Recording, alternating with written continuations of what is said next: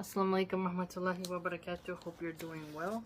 We are continuing our reading of Niccolo Machiavelli's writings, The Prince and Others. We are in the life of Castruccio Castracani of Lucca.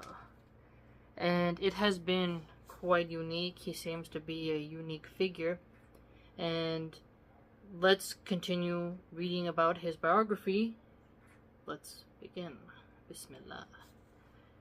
The Lord of Pisa at that time was Uguccione della Fagiola of Arezzo, who had first been elected by the Pisans as their captain, and had then made himself their ruler.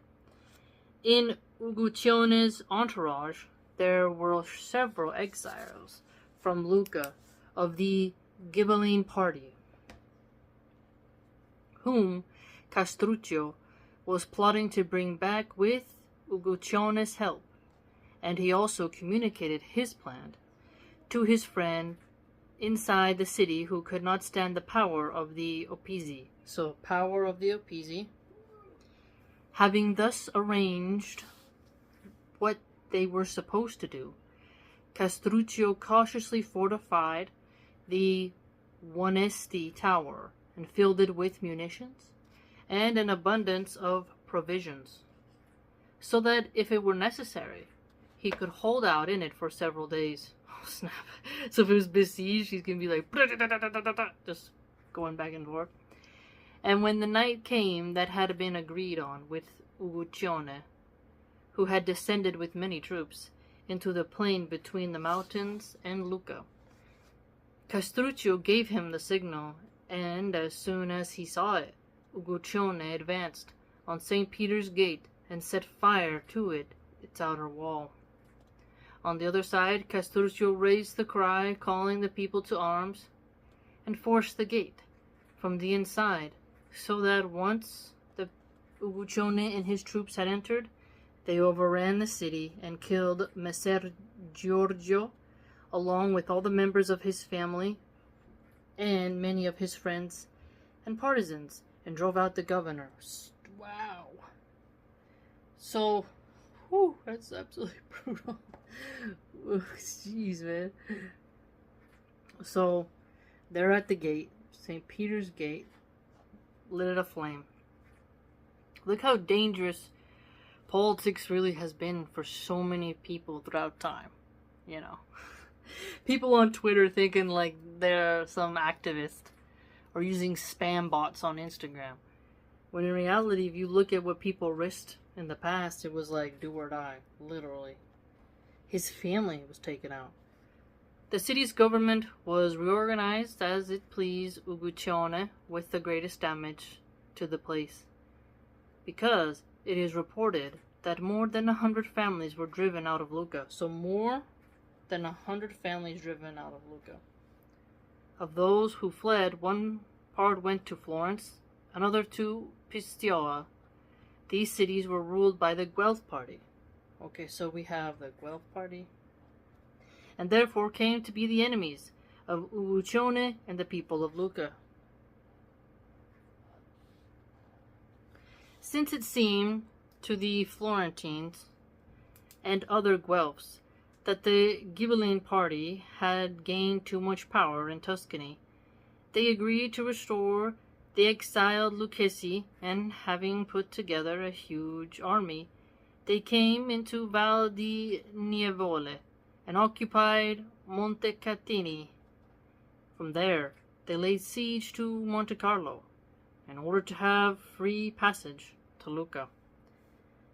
Meanwhile, Uguccione, having assembled a great many Pisans and Lucchesi, and in addition many German cavalry, which he had brought from Lombardy, advanced toward the camp of the Florentines, who, hearing that the enemy were coming, departed from Monte Carlo, and placed themselves between Montecatini and Pescia, whereas Uguccione situated himself below Monte Carlo, 2 miles away from the enemy. There, for several days, there were light skirmishes between the cavalry and of the two armies, because Uguccione, having become ill, the Pisans and the Lucchese avoided fighting a battle with the enemy. The coolest thing I've learned so far from this text is that there was definitely a time where Italy was not all united. Just think about the change from the Roman Empire to like this time of Machiavelli. Then you look at Mussolini, right? And then you look at today. Isn't that wild? How a country can just change, like was really large and then shrink. Like just the history of Rome itself. It's wild. So crazy, man. But as Uguccione's illness became worse, he retired to Monte Carlo in order to get treatment, and left Castruccio in charge of the army. This caused the downfall of the Guelphs, for they took heart, since it seemed to them that the enemy's army was left without a leader. Castruccio recognized this and waited for several days in order to strengthen this opinion in theirs, making a show of being afraid by not letting anyone leave the fortifications of their camp. On the other side, the Guelphs, the more they saw this fear, the more arrogant they became, and every day they would present themselves, drawn up in battle formation, before Castruccio's army. The latter, thinking he had fostered enough courage in them, and having understood their battle formation, decided to fight the battle with them. But first he made a speech to stiffen the resolve of his soldiers, so to stiffen their resolve, and showed them that victory was certain if they were willing to obey his orders. So that's an interesting thing to think about, when you could have a great strategic ruler or general, lieutenant, commander, you name it, but if the people aren't willing to listen to what's required, then you're not really going to win. So I think that's really interesting that it mentions not only does a leader have to stiffen the resolve of his soldiers, but he also has to be obeyed.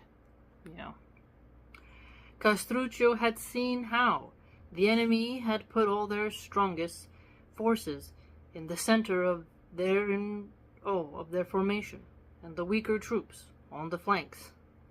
Consequently, he did the contrary, putting the bravest men on the flanks of his army and those of less value in the middle.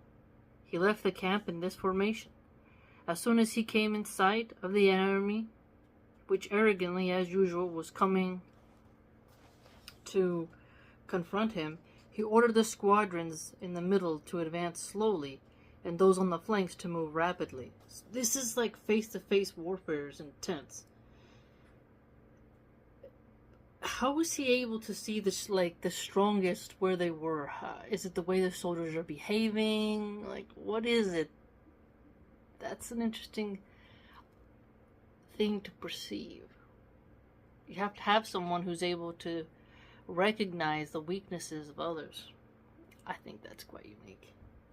In this way, when he joined battle with the enemy, the only flanks of the two armies fought, and the squadrons in the middle remained inactive, because Castruccio's troops there had remained so far behind that those of the enemy did not make contact with them. Thus, the strongest of Castruccio's troops were fighting with the weakest of the enemy, and their strongest troops were standing still, without being able to do harm to those in front of them, or to give any aid to their comrades. Hence, without much difficulty, the enemy on both flanks were put to flight, and those in the middle, seeing themselves stripped of their own troops on their flanks, took to flight without having been able to display any of their prowess, their virtue. Great were the rout and the slaughter, for better than 10,000 men were killed there, together with many captains and great knights of the Guelph party. So, his strategy worked, and 10,000 people is quite a lot. From all over Tuscany, and in addition many princes who had come to their aid, such as Piero, the brother of King Robert, and Carlo, his nephew, and Filippo, Lord of Taranto. And on Castruccio's side, the losses did not reach 300, among whom died Francesco, Uguccione's son, an eager young man who was killed in the first attack. This rout made Castruccio's name truly great. So he had the military prowess to go where they're lined up, apparently, it looks like. And as he mentioned, he decided to put his bravest man where the other one was the opposite. Wow. Flanks versus center. Placement. Wow. To such an extent, the Uguccione became so jealous and suspicious of his position that he could never think of anything except how he would eliminate him, since it seemed to him that the victory had not given him power, but had taken it away. And while he went on thinking such thoughts, waiting for a plausible excuse to put them into effect, it happened that Pier Agnolo Micheli, a man of worth and highly regarded, was killed in Lucca, and his killer took refuge in Castruccio's house, where the officers of the chief of police, going to arrest him, were repulsed by Castruccio, so that by means of his help the murderer saved himself. Hearing of this, and believing he had just cause to punish him, Uguccione, who was then at Pisa, called his son Neri, to whom he had earlier given rule of Lucca, and ordered him, using the pretense of inviting Castruccio to a banquet, to arrest him and put him to death. Ah! Banquet trap. So Pier Agnolo Micheli, he was killed in Lucca, and that killer took refuge in Castruccio's house. I wonder, they must have been friends, must have known each other or something. But he got jealous, you see this? Castruccio and Uguccione were on the same side. But people started to admire Castruccio more, and this upset him. What a selfish little twat.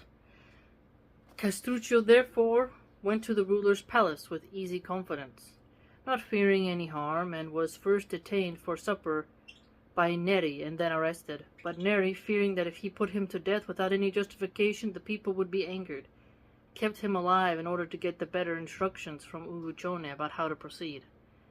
So Neri, the son of Uguccione, is like, you know what, I can't just murk this guy. I gotta actually wait. The latter condemned his son's tardiness and cowardice, and left Pisa with 400 cavalry to go to Lucca in order to finish things off. He had not yet reached Bagni when the Pisans took up arms and killed Uguccione's lieutenant and the other members of his household who had remained in Pisa, and made Count Gado della Gherardesca their ruler. Before he arrived in Lucca, Uguccione heard what had happened in Pisa, but he thought that he should not go back, lest Lucchesi, after the example of the Pisans, should also close their gates on him. But the Lucchesi, when they heard of the events in Pisa, seized the opportunity to liberate Castruccio, despite the fact that Uguccione had arrived in Lucca. First, they began in groups to speak disrespectfully around public squares, then to make a disturbance, and after that to take up arms, demanding that Castruccio be set free, so that Uguccione, for fear of worse, took him out of prison. In response, Castruccio quickly gathered his friends and, with the help of the people, attacked Uguccione. Well, I mean, any sane person would be like, this guy betrayed me. He told his son to literally carry out a death sentence real quick. And think about it. Neri he did something smart, but Uguccione is like, hey man, you were a coward and you were tardy in carrying it out. So you didn't act swiftly. You didn't take the moment to carry out what had to be done. And now, his enemy is free now. So there's going to be revenge. When Uguccione saw that he had no remedy for this, he fled with his friends and went to Lombardy to seek service with the lords of the Della Scala family, where he died in poverty. Say what? Della Scala family. So he really lost his status. So he was jealous, and it led him to poverty. If he could have just sucked it up and kept chill, but he caused his own downfall when you think about it. From being a prisoner, Castruccio had become in effect the Prince of Lucca, and with the help of his friends and new favor of the people, he managed to save himself, made captain of their forces for a year. Having obtained this in order to make a reputation for himself in war, he set out to regain for the Lucchesi many towns that had rebelled after the departure of Uguccione, and so, with the support of the Pisans, with whom he was allied, he went to besiege Serenzana, and in order to assault it, he built a fortress above it, which subsequently, surrounded by the walls of the Florentines, is today called Cerezzanello. And in the space of 2 months, he took the town. So built a fortress above where he wanted to besiege, and took the town in 2 months. Could you imagine what it must have felt like living in a town that was being besieged like that? Not fun. Then, thanks to the reputation he gained there, he seized Massa, Cara, and Lavenza. He's just going around taking it all. And in every very short time occupied all of Linguiana. In order to close the pass that goes from Lombardy to Linguiana, he attacked Pontremoli and drove out Messer Anastasio Pallavicini, who was its lord. Returning to Lucca after this victory, he was met by all the people.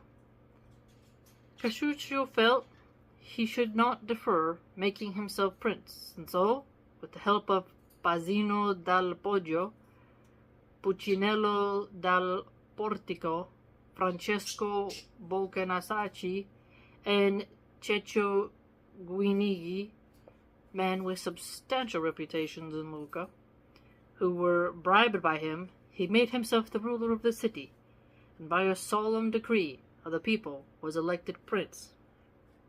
Would you look at that? So he just rose in ranks. So he had the support of the people, and he had support of the nobles, and he had military prowess. So this is a story. I can see why he included it in his text, because it demonstrates exactly what he was talking about ambition and military prowess, and how you need a bit of both. The people's support and the nobles' support.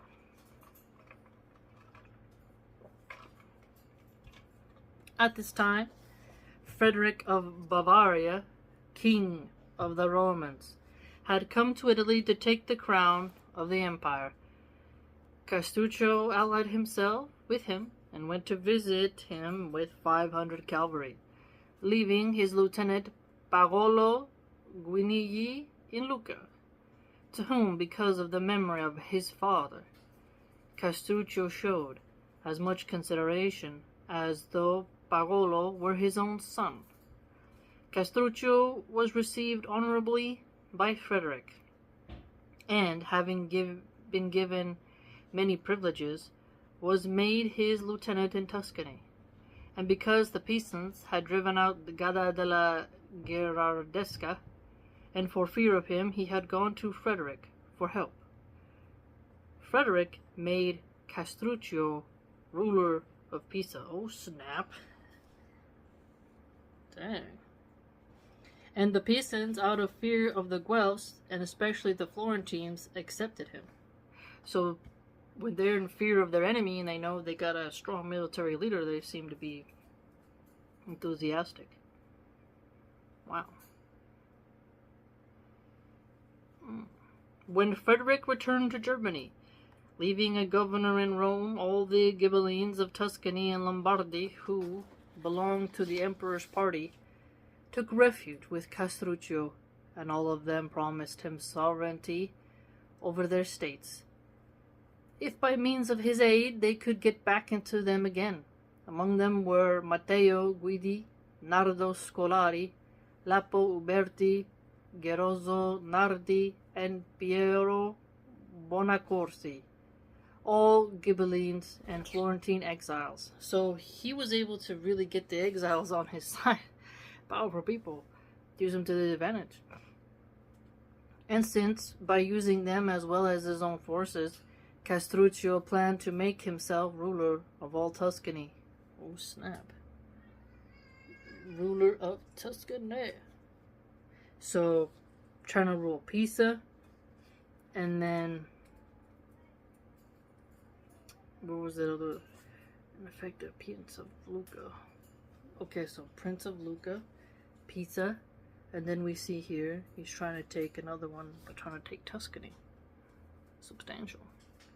Castruccio, in order to enhance his reputation, made an alliance with Matteo Visconti, Prince of Milan, and called the entire city and its surrounding countryside to arms. And because Lucca had 5 gates, he divided its territory into 5 parts and armed it, and assigned them leaders and banners, so that he could put together 20,000 men in a hurry, without counting those who could come to his aid from Pisa.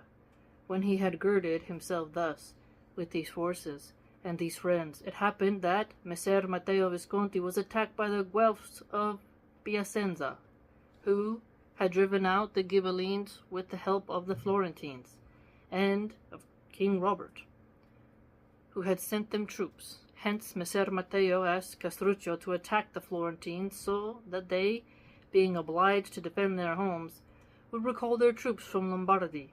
And so Castruccio attacked the Valdarno with a great many soldiers, and occupied Fucecchio and San Miniato, doing a great deal of damage in the countryside. Great deal of damage in the countryside. See, the weird part about this is that you think that if you're in the suburbs, away from the city, that it means you're safe. And it's just not true. I've come to realize that now. There's really nowhere safe. It's really crazy. It's just trying to keep out of way of the games of the elites who can't stop waging war. I remember when I was watching that Russian film Come and See, and they were showing how the Germans went around to Russian villages and just decimated them, lit them on fire and whatnot. And it is really quite sad how you can't really escape. You lay siege to a town, your food supply is cut off, and let's say you're like in a police state, you can't get in or out, and you think if you have space that you'll be alright, but it's even more scarier as well, because you think of like how Courage the Cowardly Dog is a cartoon where they live in the middle of nowhere, yet they constantly have problems. That's what makes the cartoon so unique.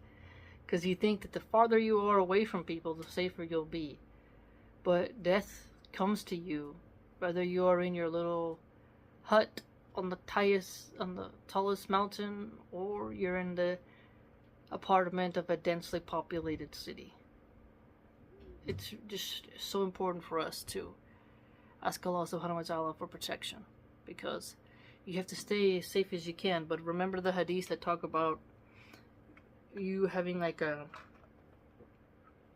one of the safest places during the time of the Dajjal will be a shepherd in the mountains. I'm summarizing, but I'm sure you know how that hadith. But the countryside is where the food is grown. And so, that damages a lot, thus compelling the Florentines to recall their troops. Hardly had they returned to Tuscany when Castruccio himself was obliged by another crisis to return to Lucca. In that city, the Poggio family was powerful because it not had merely given Castruccio prominence, but had made him prince. So I worked for, oh, never mind. And thinking it had not been rewarded according to its merits, it conspired with other families in Lucca to make the city revolt and drive Castruccio out of it. And seizing the opportunity in the morning, they rushed armed on the lieutenant from Castruccio, kept there in charge of justice, and killed him. But when they wanted to go on to incite people to riot, Stefano di Poggio, an aged and peaceful man who had not anticipated, he had not participated in the conspiracy, came before them, and with his authority compelled his family to lay down their arms, offering himself as mediator between them and Castruccio in order to obtain for them what they desired.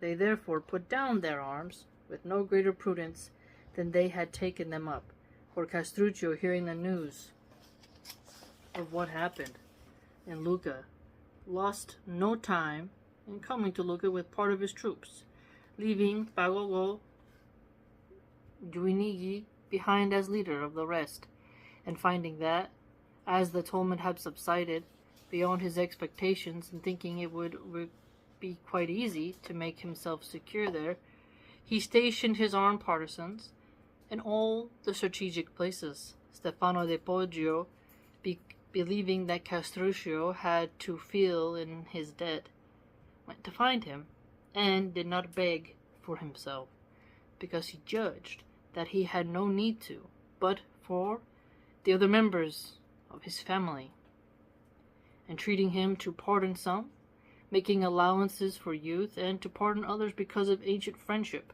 So, allowances for youth. So, like ambition, like he's young, he's ambitious, they're foolish, they don't have this type of politic going on. And then ancient friendship, that was like a strategy of old, right? Our houses have been friends and we come from the same area. That doesn't work today as well, but, you know, in times like this, you're like, please, I'll mention anything. And obligation he had to their house. To this, Castruccio replied graciously and encouraged him to be of good cheer, taking as though it was more pleasing to him to have found the disturbances quelled than he had been angry over their outbreak. And he encouraged Stefano to have them all come to him, saying that he thanked God he had an opportunity to show his clemency and kindness when they came. Then, taking the word of Stefano and Castruccio, they were together with Stefano imprisoned and put to death. The Florentines meanwhile had regained San Miniato, whereupon Castruccio decided to put an end to the war, since it seemed to him that until he made himself secure in Lucca, he could not go far from home. Having sounded out the Florentines about a truce, he found them ready, inclined to one, because they too were worn out, and desired to put an end to their expenditures. So, worn out, they're fatigued from war. It's like, I want to end it. We're losing our budgets. They therefore made a truce for 2 years, and such that each one would keep what it was holding, freed from war. Then Castruccio, in order to avoid running into the dangers he had run into before, used various pretexts and excuses to eliminate all those in Lucca who, through ambition, might aspire princely rule. Aha! So he's got peace, and he's like, I learned my lesson. Now I gotta search for pretexts to rid myself of my competition. Because remember, the ambition of others can get in your way. Very fascinating. Man, this is awesome. nor did he pardon anyone depriving them of their country, their property, and for those who could lay his hands on their life, insisting that he had learned through experience that none of them would be loyal to him. And for his greater security, he built a fortress in Lucca. So he built a fortress. The era of fortresses, man. I want a fortress. Making use of material from the towers of those he had driven out or put to death. Subhanallah. So he's using pieces. So his enemies have, like, built stuff. And he's like, you know what? Pluck out those stones. Use that material to build me my fortress. Changing the landscape, erasing stuff. While Castruccio had suspended the war with the Florentines and was fortifying himself in Lucca, he did not fail to do those things he could manage to do, short of open war, to enhance his greatness. And having a great desire to occupy Pistoia, since it seemed to him that if he obtained the possession of that city, he could have a foothold inside Florence. He gained the friendship of the entire mountain region. So, he's making alliances, taking out his enemies, building fortresses. And with the factions in Pistoia, he conducted himself in such a way that each one trusted him. So he being trustworthy. That city was then divided, as it has always been, into whites and blacks. The head of the whites was Bastiano di Possente, of the blacks Jacopo d'Aggia. Each one had very close dealings with Castruccio, and each one desired to drive out the other, with the result that the two of them, after much mutual suspicion, took up arms. Mutual suspicion. There was literally a team. Well, you can't necessarily call it like team, but you get it. But literally called whites and blacks. It's like in House of the Dragon, like the blacks versus the greens or something like that. It's funny just hearing like titles like that. Jacopo fortified himself at the Florentine gate, Bastiano at the Lucchese gate. So we have the Florentine gate, Lucchese gate. And since both of them trusted Castruccio more than the Florentines, judging him to be more decisive and readier to go to war, each of them sent to him secretly for help. Castruccio promised it to both of them, saying to Jacopo that he would come in person, and to Bastiano that he would send Pagolo Guinigli, his protege. Okay, so his protege is Pagolo, okay. Having given them precise meeting times, he sent Pagolo by the Pescia road, and while he himself went straight to Pistoia, and at midnight, for so Castruccio and Pagolo had agreed. Each one arrived at Pistoia, and both were received as friends. Once they were inside, when it seemed right to Castruccio, he gave the signal to Pagolo, after which one killed Jacopo d'Aggia, and the other Bastiano di Possente. What? Hold on. Did he just take them both down? He gave the signal to his protege, and all their partisans were either captured or killed, and they took possession of Pistoia without any further opposition. Wow. Both of them, oh my gosh. What? He promised it to both of them. So they're like, hey, you got the Bastiano di Possente of the blacks, Jacopo d'Aggia, he's of the whites, and they don't like each other. They're taking up arms and want to go to war. Okay. Jacopo, he's at the Florentine gate. Bastiano's at the Lucchese gate. Both of them seek the help, military aid of Castruccio. They understand he's a decisive person. he's ever ready for war and is seasoned in war. He sends his protege, Paolo Guinigi, out, and oh my gosh, they get there. He gives a signal. These two people get murked and their stuff taken. Having expelled the city council from the palace, Castruccio compelled the people to obey him, canceling many of their old debts. Look at that. Canceling. Let's look at that for a second. How many people are in student loan debt right now? Imagine if there was a force that came into America and conquered, like China or something, right? And they told Americans, if you don't rebel, we will cancel your student loans and your credit card debt. Wow. That is an interesting move, because it makes me think of like Squid Game. What is Squid Game so popular for? It's like people are in debt. It's really a burden. You look at inflation, look at the purchasing power. People are struggling to make it. Money plays a huge role in the psyche of the population because everybody wants a better life, right? And empires rise and fall, and they go through their little capitalistic bubble bursts of the economy. America is not doing good right now. The lockdowns really decimated much, and the culture is just really rotted, and people have taken on debt for cars, mortgages for houses, and college.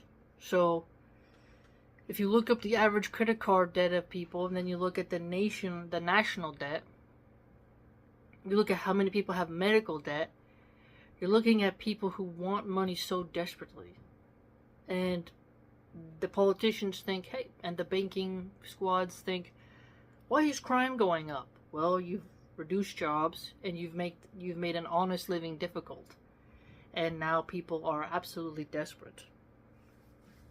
And so with Castruccio saying to the people, obey me, I'll cancel your debts, that is like a strategy that I didn't even think would be possible. But look at that. We read this and we see that you either fight or die, or you obey and you lose, and you you have more money in your pocket because we're going to cancel your debt. That's powerful.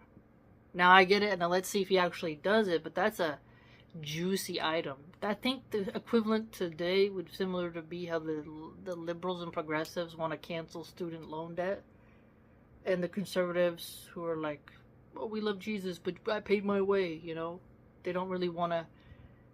Nobody made you take those loans, even though colleges are greatly overpriced, and the universities, charging so much money. So it's not really about people, it's not about spreading knowledge. It's about burying students in debt. I mean, my math book, I remember, was $273. What? Why is this book that much money? Why? It should be like $50. But they want a nickel and dime, and that's for one class. Get them in debt. So let's not underestimate such a proposal here, okay? Where'd my other pen go? Oh, there it is. And making them many promises, and he did the same for everyone in the surrounding countryside, many of whom had run to see the new prince. They ran to see him. Thus everyone, full of hope and swayed in good measure by his abilities, virtue, calmed down. Very interesting. At this time it happened that the Roman people began to riot on account of the high cost of living. Subhanallah! Oh, like America. Oh my gosh. Joe Biden he's a disaster. Absolute economic disaster. A bumbling, feeble, just disaster. Puppet, eating ice cream, barely talking. And it's quite sad because I was talking to my daughter today when we walked past a new home that's being constructed, and just probably how much it'll go for on the market. It's beautiful home, but no doubt that person's going to be paying 4K, 5K a month. Minimum. Not to mention all the other bills of life. When this house, if maybe 50 years ago, would be worth $50,000. I remember my grandpa was talking about how much he paid for his house, and it was like not more than $13,000. And then, I mean, the currency is different than, like, that's what the whole thing about inflation and everything else like that. But others have talked about this, to how the houses were bigger and cheaper, and today the houses are smaller, cost $1 million, and you're still infested with crime. And you're like, what is going on here? This isn't right. You know? So the cost of living, when you're paying $400 for basic groceries for 7 days, you're like, this is crazy? This is crazy. And then you see how much food goes to waste. And you're like, we're not doing something right as a society here. Okay? This is being manufactured. Starvation, all this. This isn't right. How is it 2024? We got smartphones and Wi-Fi, 5G. We got all this stuff, but you can't figure out to make things more sustainable and cost-effective and regenerative. What's going on here? So I found this interesting. So the cost of living, and then you got debt. This is an older book, but look what's happened here, right? Yeah, it's fascinating. Saying its causes was the absence of the pontiff, who was living in Avignon, and blaming the German rulers, so that every day there were murders and other disorders from which Henry, the emperor's lieutenant, could find no remedy. As a result, Henry became very fearful that the Romans would call in King Robert of Naples, and drive him out of Rome and give it back to the Pope. Look at that. The popes, man, they be playing games too, but people pretend like, oh, big scary caliphs of Islam, but then you look at like what the popes was up to in Italy and how the Catholic Church was buddied up to Mussolini. You're like, popes be violent.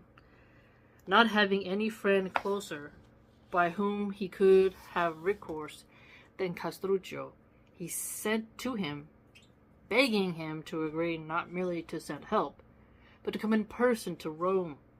Castruccio judged that it was not to be put off, both because he wanted to pay a debt of gratitude to the emperor, and because he judged that since the emperor was not in Rome, there was no other remedy for the situation. Therefore, leaving Paolo Guinigi at Lucca, he set off with 600 horsemen for Rome. 600 horsemen. I mean, that'd be kind of cool, traveling in a big group like that. You got your squad. I want you to think about something. So, Sharia law says women should travel with a male chaperone. Liberal feminists say that's wrong, that's oppressive. But then female celebrities have bodyguards, and that's boss babe. So a common woman doesn't deserve protection. Meanwhile, men are going 600 men deep. They're going... You think you're tough with 5 friends? Your squad goals? These guys in the past, they're just rolling in cavalry. You know? So the feminists will be like, women don't deserve to have a male guardian chaperone to protect them like a literal bodyguard, protect both their honor and their physical safety. Rather, they should ride the subway and have to walk alone at night, you know, doing long commutes, because the trains, the trolleys, the buses, the L's, the L's above, like in Philadelphia. Nope, a woman, you don't deserve no bodyguard. But the higher up men, they deserve an entourage, not you. Think about that. So who really cares about women? It's interesting, man. Where he was received by Henry with the greatest honor. And in a very short time, his presence brought so much prestige to the emperor's party that, without bloodshed or other violence, everything calmed down. By having a large amount of grain brought in by sea from the region of Pisa, Castruccio removed the cause of the turmoil. Afterward, partly admonishing, partly by punishing the chief men in Rome, he brought them willingly back under Henry's rule. Castruccio was made a senator of Rome. Look at that, man. And given many other honors by the Roman people. This office Castruccio assumed with the greatest pomp and put on a brocade toga with letters on the front that said, "He is that which God wills." And behind they said, "He shall be that which God shall will." Subhanallah. That's a powerful quote. He is that which God wills. Inshallah. This guy, he's just sounds like a total badass, but I have never heard of him before this. This is why when people are like, I know everything, I'm so smart, I'm such a genius. Like, how much knowledge do we lack? There's a vast sea of knowledge, and we'll never get to the end of it. And each one of us has our niche category. So we have to be humble. It's so fascinating. Castruccio Castracani. Very cool name as well. Meanwhile, the Florentines, who were angry with Castruccio, had made himself master of Pistoia during a period truce, were thinking about how they could make it rebel, something they considered easy to do because of his absence.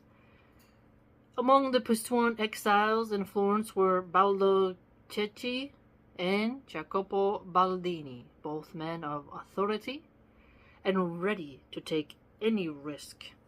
They plotted with their friends inside the city so that with the aid of the Florentines they entered Pistoia at the night and drove out Castruccio's partisans and officials, killing some of them and restoring liberty to the city.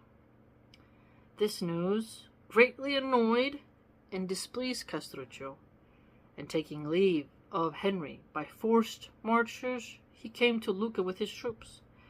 When they heard of Castruccio's return, the Florentines, thinking that he would not likely stand idly by, decided to anticipate him to enter the Val di Nievole first with their troops, judging that if they occupied that valley, they were going to cut off the road for him to retake Pistoia, and having put together a huge army of all the friends of the Guelph party, they came into Pistoia's territory. So he was away, and these people are just rebellious, so troublemakers, man. On the other side, Castruccio came out to Monte Carlo with his troops, and having learned where the Florentine army was, he decided not to go to meet it on the plain of Pistoia, nor to wait for it on the plain of Pescia, but, if he could do so, to confront it in the pass of Serravalle. He thought that if this plan succeeded, he would carry off a sure victory, for he had learned that the Florentines had assembled 30,000 men together, while he had chosen 12,000 of his own. 12,000! Look at that, man. Dang, like, humans is just a history of war, ain't it? So, and for the regular people, it's trying whatever side wins, you know? Like, we gotta survive, Oh my gosh. You know? Oh my goodness, subhanAllah. And although he trusted in his own industriousness and in the prowess virtue of his troops, still he feared that if he gave battle in a wide open space, he would be surrounded by the very large number of his enemies. So, wide open space and being surrounded. So it's the natural landscape strategies, right? We've learned quite a lot about that throughout reading all the texts we've read, and how where the battle takes place has an immense effect upon how the war is played out and how the result can tend to be. It's very interesting. Saravelle is a castle town between Pescia and Pistoia, placed on a hill that encloses the Val di Nievole, not in the pass itself, but 2 bowshots above it. The place where one crosses the pass is more narrow than steep, for it slopes up gently on both sides, but it is so narrow, especially on the top of the hill, where the waters divide, that 20 men side by side would fill it up. So remember the Eyrie in Game of Thrones? There's the Bloody Gate, and there's a very small pass. They're like, oh, Littlefinger mentions to Sansa about the impregnability of the Eyrie due to that. And then remember the 300 Spartans and how when the Persians forced, was the Persians, wasn't it them? I think it was. But they were there was a narrow pass, right? So then further the Korangal Valley of Afghanistan, due to the rockiness and the narrowness of having to go down and go through these weird crags, that was difficult for the American soldiers to deal with. So here we see another example of the narrowness playing a role in how the war is played. In this place, Castruccio planned to confront the enemy, both because his fewer troops would have an advantage, and because he did not want them to discover the enemy before the battle, fearing that they would be dismayed. Aha! So see here, the mental aspect. Okay? Not wanting them to become disheartened. Not being like, oh, they have so many numbers, we're afraid. You know? But rather, they're going through a narrow pass. They won't be able to see the extensiveness of the enemy soldiers. And they'll fight. But if they were on an open area, and we'd be like, whoa, there's that many. We're way outnumbered. That they would get disheartened and cowardly. Fearing that they would be dismayed if they saw the very large number of their opponents. The keeper of the castle of Saravelle was Messer Manfredi, a German by birth, who, before Castruccio became the ruler of Pistoia, had been allowed to stay in that castle town as a place where the Lucchese and the Pistoians had equal rights of access, nor had anyone had cause to attack him after that, since he promised them all to stay neutral, and not to attach himself to either one of them. Oh, neutrality. A fence sitter. Sometimes you can do that, sometimes you gotta pick a side, right? Thus, for this reason, and because he was in a strong location, he had been allowed to stay there. But when the recent events occurred, Castruccio became eager to occupy that place. Sounds like the twins in Game of Thrones, right? What was that guy's name? The one that Arya murked, who did the Red Wedding? The Freys! Yeah. So, people want to occupy these sort of fortresses because they become very important. And having a close friendship with a townsman, he arranged with him that on the night before the battle was to be fought, he should let in 400 of his men and kill the ruler. Whoa! Say what? Wow. Wow. Oof, what a bloody game. Absolutely bloody. Subhanallah. He shall be that which God shall will. Dang, man. What a unique figure, I must say. I really like it. Subhanallah. We'll pause there because the next one looks like it's going to have some more action-packed. And I gave the children some chocolate chip mint gelato, and I want to make sure that they haven't gone into a tizzy of sugar rush. They seem rather quiet, so everything must be going fine. But one must check on these affairs. Right. Please like, comment, and subscribe.